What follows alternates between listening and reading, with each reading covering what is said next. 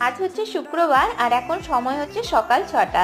তো দীপ বেরিয়ে গেল, ও যাচ্ছে দুর্গাপুর, রাত্রে আজকে ফিরবে না, কালকে ফিরবে। তো এদিকে আমি ভাবলাম আর ঘুমোবো না, উঠে যখন পড়েছি বাসি কাজগুলো কমপ্লিট করে নিই। আর আজকে কিন্তু সন্ধ্যাবেলায় মা আর বাবা আসে, তো ওদের ডাক্তার চেক আপও রয়েছে। এদিকে আমার সাথে রাত্রে আজকে থেকেও যাবে, তো আজকে আর একা থাকতে হবে না, তো সুবিধেই হবে। এদিকে দেখো ঘরটা গুছিয়ে নিয়েছি, এদিকে আরেকটা রুমটাও গুছিয়ে নিলাম, মানে যে ঘরটায় ঠাকুর রাখি।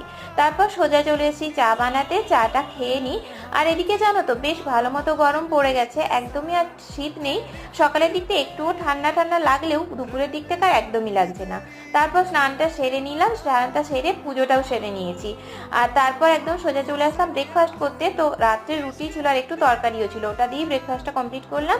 তারপর চুঙ্কুদেরকে ভাত দিয়ে দিলাম, ওরা খেতে খেতে আমিও খাওয়াটা কমপ্লিট করে নিলাম।